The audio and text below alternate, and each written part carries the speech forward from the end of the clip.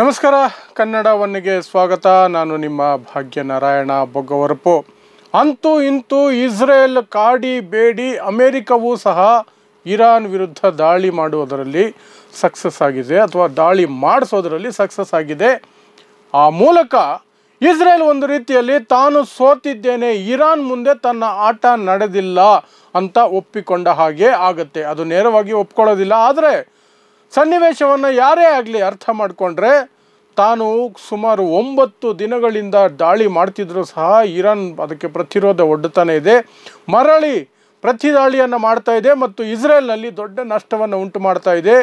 ಹಾಗಿದ್ದಾಗ ಅಮೇರಿಕ ಬರಲೇಬೇಕು, ಮಧ್ಯಪ್ರವೇಶ ಮಾಡಬೇಕು, ಅದು ಸಹ ಯುದ್ಧದ ಭಾಗವಾಗಬೇಕು ಅಂತ ನೆತನ್ಯಾಹು ಮೊನ್ನೆಯಿಂದ ಕೇಳ್ಕೊಳ್ತಿರೋದಕ್ಕೆ ಇವತ್ತು ಬೆಳಗಿನ ಜಾವ ಉತ್ತರ ಸಿಕ್ತು. ಅಮೇರಿಕದ B-2 ಬಾಂಬರ್ಗಳು ಬಂಕರ್ ಬಸ್ಟರ್ಸ್ ಅನ್ನುವಂತಹ ಬಾಂಬುಗಳನ್ನು ಬಳಸಿ ಇರಾನ್ನ 3 ಪ್ರಮುಖ ಅಣುಸ್ಥಾವರಗಳ ಮೇಲೆ ದಾಳಿ ಮಾಡಿದ್ದಾವೆ. ಸೊ ಏನು ಅದರ ಕಂಪ್ಲೀಟ್ ಡೀಟೇಲ್ಸ್ ಅನ್ನೋದನ್ನು ಕೊಡ್ತೀನಿ. ಅದರ ಜೊತೆಗೆ ಅದಾದ ನಂತರ ಇರಾನ್ ಪ್ರತಿಕ್ರಿಯೆ ಏನಾಗಿತ್ತು ಅನ್ನೋದನ್ನು ಹೇಳ್ತೀನಿ. ಆ ನಂತರ 3 ಸಿನಾರಿಯೋ, 3 ಸಾಧ್ಯತೆಗಳು ಏನಿದ್ದಾವೆ, ಮುಂದೆ ಈ ಯುದ್ಧ ಯಾವ ರೀತಿ ದಿಕ್ಕನ್ನು ಬದಲಿಸ್ಬೋದು ಅಥವಾ ಯಾವ ಕಡೆ ಹೋಗ್ಬೋದು, ಆ 3 ಸಾಧ್ಯತೆಗಳ ಜೊತೆಗೆ ಬೇರೆ ಏನೆಲ್ಲ ಆಪ್ಷನ್ಸ್ ಇದ್ದಾವೆ ಅನ್ನೋದನ್ನು ಸಹ ಹೇಳ್ತೀನಿ. ಸಂಪೂರ್ಣ ವಿಡಿಯೋವನ್ನು ದಯವಿಟ್ಟು ನೋಡಿ. ಸೊ ನಾನು ಹೇಳ್ದಂಗೆ ಇಸ್ರೇಲ್ ಕೈಯಲ್ಲಿ ಆಗಿಲ್ಲ ಇರಾನನ್ನು ಮಣಿಸೋದು. ಅಮೇರಿಕ ಬರಬೇಕು ಅಂತ ಪಟ್ಟು ಹಿಡಿತು, ಅಮೇರಿಕವೂ ಸಹ ಯೋಚನೆ ಮಾಡ್ತು. 14 ದಿನಗಳ ಒಳಗೆ ನಾವು ಇದನ್ನು ನಿರ್ಧರಿಸ್ತೀವಿ ಅಂತ ಮೊನ್ನೆ ಹೇಳಿದರು. ಆದರೆ 2 ದಿನಗಳ ಅಂತರದಲ್ಲಿ ಅಮೇರಿಕ ಯುದ್ಧ ಪ್ರವೇಶ ಮಾಡಿತು. ಇವತ್ತು ಬೆಳಗಿನ ಜಾವ, ಅಮೇರಿಕದ ಬೆಳಗಿನ ಜಾವ B-2 ಬಾಂಬರ್ಗಳನ್ನು ಬಳಸ್ಕೊಂಡು ಆ ಬಂಕರ್ ಬಸ್ಟರ್ ಅನ್ನುವಂತಹ ಹೆವಿ ಪೇಲೋಡ್ ಇರುವಂತಹ ಬಾಂಬುಗಳನ್ನು 3 ಏನು ಮುಖ್ಯವಾದಂತಹ ಅಣುಸ್ಥಾವರಗಳಿದ್ದಾವೆ ಇರಾನ್ನಲ್ಲಿ, ಫರ್ದೋ, ನಟಾನ್ಸ್ ಮತ್ತು ಇಸ್ಫಹಾನ್ ಅನ್ನುವಂತಹ 3 ಅಣುಸ್ಥಾವರಗಳ ಮೇಲೆ ಬಾಂಬುಗಳನ್ನು ಹಾಕಿದೆ. ಅಮೇರಿಕ ಹೇಳ್ತಾ ಇದೆ ಇದು ಸಕ್ಸಸ್ಫುಲ್ ಆಪರೇಷನ್ ಮುಗಿಸಿ ನಮ್ಮ ಎಲ್ಲ ವಿಮಾನಗಳು ಸುರಕ್ಷಿತವಾಗಿ ವಾಪಸ್ಸು ಬಂದಿದ್ದಾವೆ, ನಮಗೆ ಯಾವ ಹಾನಿಯೂ ಆಗಿಲ್ಲ, ಆದರೆ ಇರಾನ್ಗೆ ಅಣುಸ್ಥಾವರಗಳು ನಾಶ ಆಗೋಗಿದ್ದಾವೆ ಅಂತ ಹೇಳಲಾಗ್ತಿದೆ.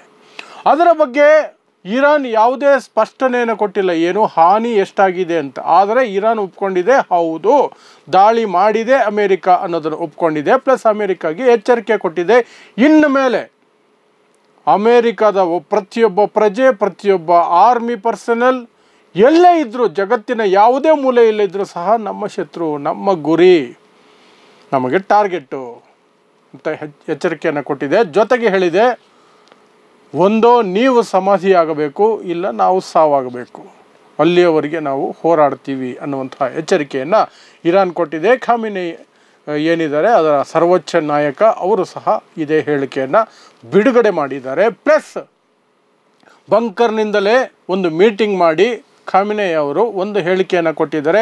ನಾನಾದ ನಂತರ, ನಾನು ಸತ್ತು ಹೋದರೆ ಈ ಯುದ್ಧದಲ್ಲಿ ನೆಕ್ಸ್ಟ್ ಯಾರು ಕಮಾಂಡ್ ತೆಗೆದುಕೊಳ್ಳಬೇಕು, ಇರಾನ್ನ ಸರ್ವೋಚ್ಚ ನಾಯಕ ಯಾರಾಗಬೇಕು ಅನ್ನೋದ್ರ ಬಗ್ಗೆ 3 ಹೆಸರುಗಳನ್ನು ಸಹ ಅವರು ಈಗಾಗಲೇ ಘೋಷಣೆ ಮಾಡಿದ್ದಾರೆ.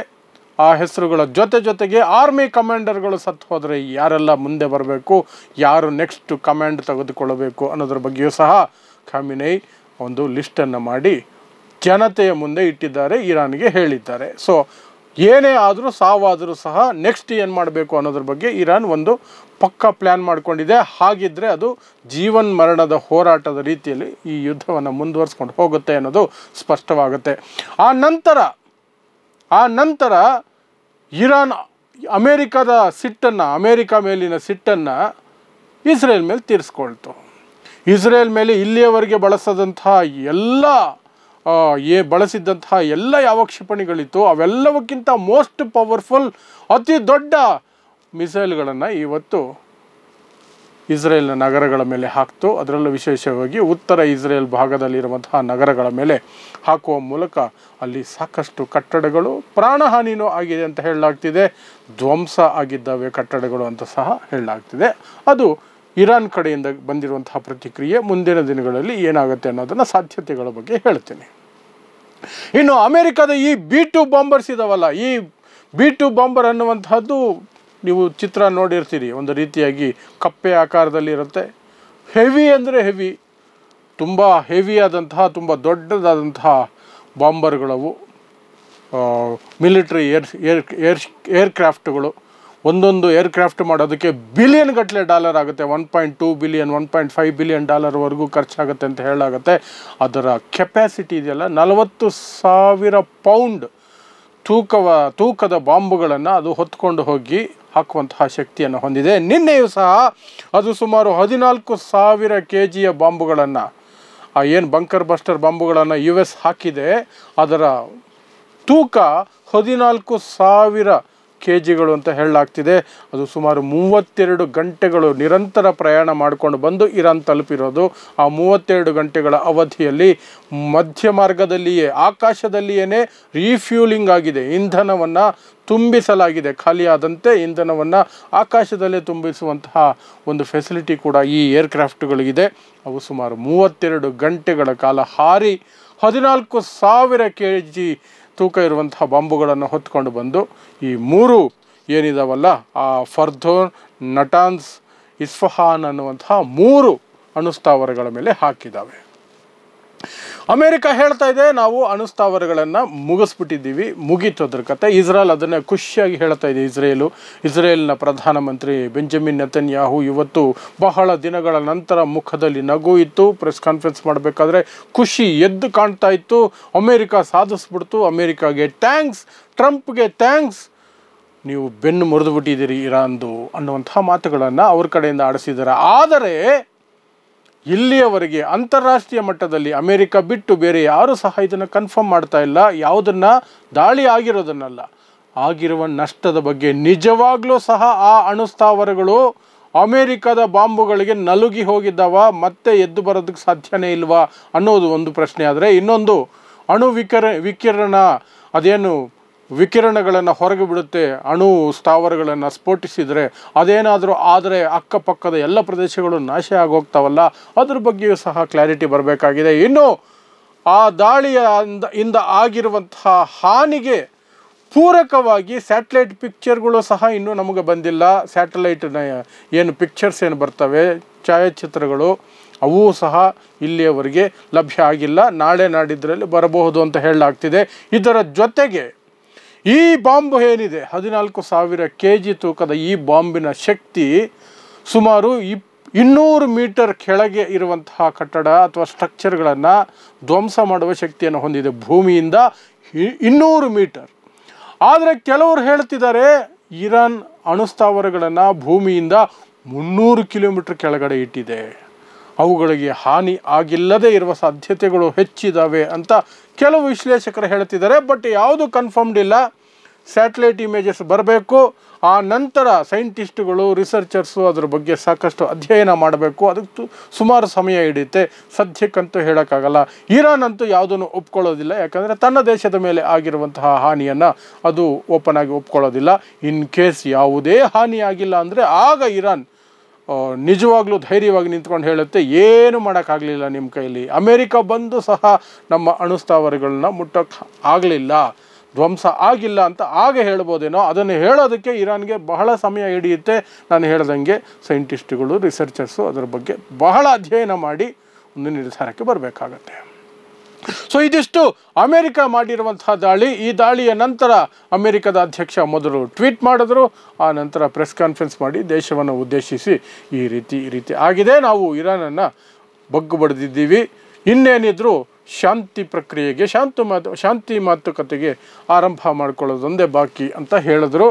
ಆಗೇನಾದರೂ ಶಾಂತಿ ಮಾತುಕತೆಗೆ ಬರಲಿಲ್ಲ, ಇರಾನ್ ಮುಂದಾಗಲಿಲ್ಲ ಅಂದರೆ ಇದಕ್ಕಿಂತ ದೊಡ್ಡ ಪೆಟ್ಟನ್ನು ಮುಂದಿನ ದಿನಗಳಲ್ಲಿ ಕೊಡ್ತೀವಿ ಅನ್ನುವಂತಹ ಎಚ್ಚರಿಕೆಯನ್ನು ಸಹ ಟ್ರಂಪ್ ಕೊಟ್ಟಿದ್ದಾರೆ. ಇದಿಷ್ಟು ಅಮೇರಿಕ ಇರಾನ್ ಮೇಲೆ ದಾಳಿ ಮಾಡಿರುವಂತಹ ವಿಚಾರವಾಗಿ ಇಲ್ಲಿಯವರೆಗೆ ಬಂದಿರುವಂತಹ ಮಾಹಿತಿ.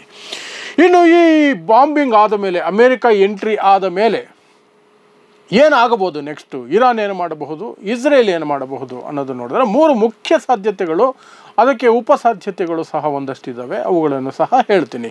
3 ಮುಖ್ಯ ಸಾಧ್ಯತೆಗಳಲ್ಲಿ ಮೊದಲನೇದು, ನಿಮಗೆ ಗೊತ್ತಿದೆಯೋ ಇಲ್ವೋ, ಇರಾನ್ ಪ್ರಾಕ್ಸಿ ಸೈನ್ಯವನ್ನು ಇಟ್ಕೊಂಡಿದೆ. ಪ್ರಾಕ್ಸಿ ಅಂದರೆ ತನ್ನ ನೆರಳು, ತಾನು ಸಾಕಿ ದುಡ್ಡು ಕೊಟ್ಟು ಬೆಳೆಸಿರುವಂತಹ ಸೈನ್ಯಗಳನ್ನು ಬೇರೆ ಬೇರೆ ದೇಶದಲ್ಲಿ ಇಟ್ಟಿದೆ. ಅವುಗಳನ್ನು ಕೆಲವು ದೇಶಗಳು ಉಗ್ರವಾದಿಗಳು ಅಂತ ಕರೀತಾರೆ, ಕೆಲವು ದೇಶಗಳು ಬಂಡುಕೋರರು ಅಂತ ಕರೀತಾರೆ. ಇರಾನ್ ಹೇಳುತ್ತೆ ನಮ್ಮ ಅಲೈಸ್, ನಮ್ಮ ಸಹಯೋಗಿಗಳು ಅವರಿಗೆ ನಾವು ನೆರವು ಕೊಟ್ಟಿದ್ದೀವಿ, ನಮಗೆ ಸಮಸ್ಯೆ ಆದಾಗ ಅವರು ಬಂದು ನಮಗೆ ಸಪೋರ್ಟ್ ಆಗಿ ನಿಂತ್ಕೊಳ್ತಾರೆ ಅಂತ. ಅದರಲ್ಲಿ ಬಹಳ ಮುಖ್ಯವಾಗಿರುವಂತಹದ್ದು ಹಿಜ್ಬುಲ್ಲಾ. ಅದು ಲೆಬನಾನ್, ಇರಾಕ್ ಮತ್ತು ಸಿರಿಯಾದಲ್ಲಿದೆ. ಸಿರಿಯಾದ ಭಾಗಗಳು, ಸಿರಿಯಾದ ಕೆಲವು ಭಾಗ, ಇರಾಕ್ನ ಕೆಲವು ಭಾಗಗಳು ಮತ್ತು ಲೆಬನಾನ್ನಲ್ಲಿದೆ. ಇದರ ಬಗ್ಗೆ ನೀವು ಆಗ ಕೇಳ್ತಾನೆ ಇರ್ತೀರಿ, ಹಿಜ್ಬುಲ್ಲಾ ಅಟ್ಯಾಕ್ ಮಾಡ್ತು ಇಸ್ರೇಲ್ ಮೇಲೆ, ಹಿಜ್ಬುಲ್ಲಾ ಅಟ್ಯಾಕ್ ಮಾಡ್ತು ಅಂತ.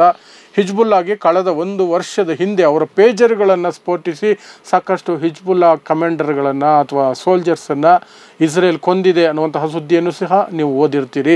ಅದೇ ಇದು ಹಿಜ್ಬುಲ್ಲಾ. ಅದು ದೊಡ್ಡ, ಸುಮಾರು 60,000 ಜನ ಅದರಲ್ಲಿ ಸಿದ್ಧವಾಗಿರ್ತಾರೆ ಯಾವಾಗಲೂ ಅಂತ ಹೇಳಲಾಗುತ್ತೆ. ಎಲ್ರಿಗೂ ಕೂಡ ಸಶಸ್ತ್ರ ಹೋರಾಟದಲ್ಲಿ ಅವರಿಗೆ ತರಬೇತಿಯಾಗಿದೆ. ಆ ಎಲ್ಲ ತರಬೇತಿಯನ್ನು ನೋಡ್ಕೊಳ್ತಿರೋದು, ಅದರ ಖರ್ಚು ವೆಚ್ಚ ಎಲ್ಲವನ್ನೂ ಸಹ ನೋಡ್ಕೊಳ್ತಿರೋದು ಇರಾನ್. ಸೊ ಆ ಹಿಜ್ಬುಲ್ಲಾವನ್ನು ಈಗ ನುಗ್ರಿ ಇಸ್ರೇಲ್ಗೆ ಅಂತ ಹೇಳಬಹುದು, ಅಥವಾ ಅಟ್ಯಾಕ್ ಮಾಡಿ ಅಂತ ಹೇಳ್ಬೋದು, ಮಿಸೈಲ್ಸ್ ಬಿಡಿ ಅಂತ ಹೇಳ್ಬೋದು, ಏನು ಬೇಕಾದರೆ ಹೇಳ್ಬೋದು. ಅದರ ಜೊತೆಗೆ ಯೆಮೆನಲ್ಲಿ ಸಹ ಒಂದು ಗುಂಪನ್ನು ಇಟ್ಕೊಂಡಿದೆ ಇರಾನ್, ಹೌತೀಸ್ ಅಂತ. ಅವರಿಗೂ ಸಹ ಹೇಳ್ಬೋದು, ಅವರು ಸಮುದ್ರ ತೀರದಲ್ಲಿರೋದ್ರಿಂದ ಅಮೇರಿಕದ ಅಲೈಸ್ ಏನಿದ್ದಾರೆ ಅವರ ಹಡಗುಗಳ ಮೇಲೂ ಸಹ ದಾಳಿಯನ್ನು ಮಾಡ್ಬೋದು. ಸರಕು ಸಾಗಾಣಿಕೆ ಸಹ ಎಫೆಕ್ಟ್ ಆಗಬಹುದು. ಹೌತೀಸು ಸಹ ಇಸ್ರೇಲ್ ಮೇಲೆ ದಾಳಿ ಮಾಡಬಹುದು. ಅದು ಸಹ ಒಂದು ಆಪ್ಷನ್ನು. ಇನ್ನೊಂದು, ಇರಾಕ್ನಲ್ಲಿ ಇನ್ನೊಂದು ತಂಡ ಇದೆ. ಒಂದು ಕಡೆ ಹಿಜ್ಬುಲ್ಲಾ ಇದೆ, ಇನ್ನೊಂದು ತಂಡವನ್ನು ಸಹ ಬೆಳೆಸಿಟ್ಟಿದ್ದಾರೆ. ಅದೇನು ಅಂದರೆ ಶಿಯೈಟ್ ಮಿಲಿಷಿಯಾ ಅಂತ ಕರೀತಾರೆ.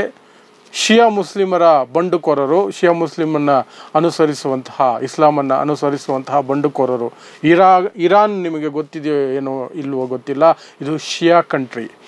ಪ್ರಪಂಚದ ಮುಸ್ಲಿಮ್ಸಲ್ಲಿ 2 ಮುಖ್ಯ ಪಂಗಡಗಳಿದ್ದಾವೆ, ಒಂದು ಸುನ್ನಿ, ಇನ್ನೊಂದು ಶಿಯಾ. ಅದರಲ್ಲಿ ಸುಮಾರು 80% ಸುನ್ನಿ ಮುಸ್ಲಿಮ್ಸೇ ಇರೋದು, 80ರಿಂದ 90%.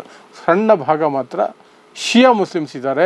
ಶಿಯಾ ಮುಸ್ಲಿಮ್ಗಳು ಅತಿ ಹೆಚ್ಚಿರೋದು ಇಡೀ ದೇಶದಲ್ಲಿ ಹರಡಿಕೊಂಡಿರೋದು ಅಂದರೆ ಇರಾನಲ್ಲಿ. ಇರಾನ್ ಬಹಳ ಮುಖ್ಯವಾದ ಮತ್ತು ಅತಿ ದೊಡ್ಡ ಶಿಯಾ ಮುಸ್ಲಿಂ ಕಂಟ್ರಿ. ಸೊ ಆ ಶಿಯಾ ಪಂಗಡಕ್ಕೆ ಸೇರಿದಂತಹ ಬಂಡುಕೋರರನ್ನು ಬೆಳೆಸಿಟ್ಕೊಂಡಿದೆ, ಇರಾಕಲ್ಲಿದ್ದಾರೆ.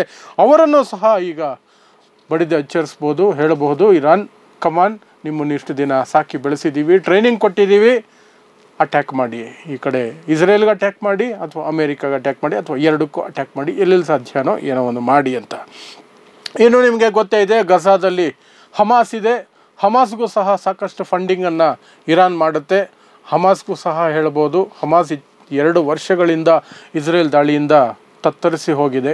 ಅದನ್ನು ಮತ್ತೆ ರೀಗ್ರೂಪ್ ಮಾಡಿ, ಮತ್ತೆ ಹೊಸ ಕಮಾಂಡರ್ಗಳನ್ನು ಕೊಟ್ಟು ಏನೋ ಒಂದು ಮಾಡಿ, ಅದನ್ನು ಮತ್ತೆ ರೀಸ್ಟ್ರೆಂಥನ್ ಮಾಡಿ ಇಸ್ರೇಲ್ ಮೇಲೆ ದೊಡ್ಡ ದಾಳಿಯನ್ನು ಮಾಡಿಸೋದಕ್ಕೆ ಪ್ರಯತ್ನವನ್ನು ಇರಾನ್ ಮಾಡಬಹುದು. ಇದಿಷ್ಟು ಇರಾನ್ ಕಡೆಯಿಂದ ಆಗಬಹುದಾದಂತಹ ಸಾಧ್ಯತೆ ನಂಬರ್ 1, ಇರಾನ್ ಕಡೆಯಿಂದ ಆಗಬಹುದಾದಂಥದ್ದು.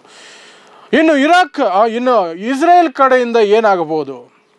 ಈಗ ಹೇಗೂ ಅಮೇರಿಕ ಈ ಅಣು ಸ್ಥಾವರಗಳ ಮೇಲೆ ದಾಳಿ ಮಾಡಿರೋದ್ರಿಂದ ಅಣು ಬಾಂಬಿನ ಭಯ ಇಸ್ರೇಲ್ಗೆ ಇಲ್ಲದೇ ಆಗಿರುತ್ತೆ.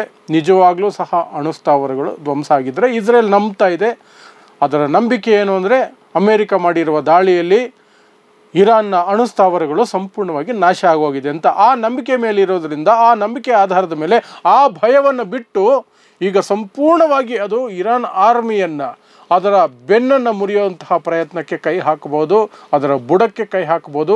ಅದರ ದೊಡ್ಡ ಲೀಡರ್ಗಳನ್ನು, ಆಲ್ರೆಡಿ ಕೆಲವು ಕಮಾಂಡರ್ಗಳನ್ನು ಮೊನ್ನೆಲ್ಲ ಕೊಂದಿದ್ದಾರೆ.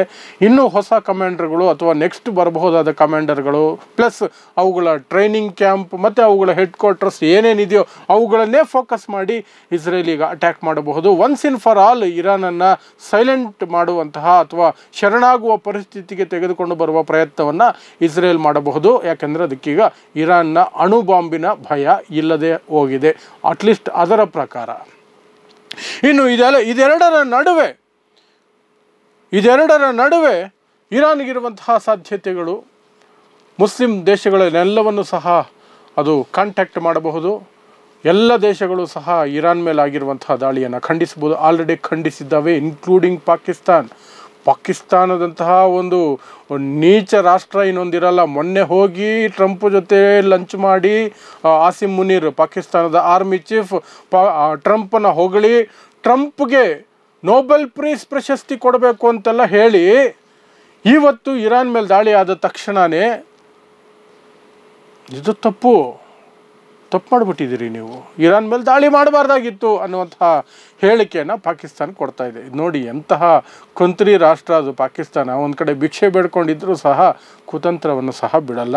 ಅದರ ಜೊತೆಗೆ ಬೇರೆ ಏನು ಇಸ್ಲಾಮಿಕ್ ರಾಷ್ಟ್ರಗಳಿದ್ದಾವೆ, ಇಲ್ಲಿಯವರೆಗೆ ಮೌನವಾಗಿದ್ದ ರಾಷ್ಟ್ರಗಳು ಸಹ ಇರಾನ್ ಮೇಲಿನ ದಾಳಿಯನ್ನು, ಯಾವೆಲ್ಲ ರಾಷ್ಟ್ರಗಳು ಅಂದರೆ ಯಾವೆಲ್ಲ ರಾಷ್ಟ್ರಗಳು ಅಮೇರಿಕ ಪರ ಇದ್ದಾವೋ ಆ ರಾಷ್ಟ್ರಗಳೂ ಸಹ ಇರಾನ್ ಬೆಂಬಲವಾಗಿ ಹೇಳಿಕೆಗಳನ್ನಂತೂ ಕೊಟ್ಟಿದ್ದಾವೆ, ಇವತ್ತು ಹೇಳಿಕೆಗಳನ್ನು ಕೊಟ್ಟಿದ್ದಾವೆ.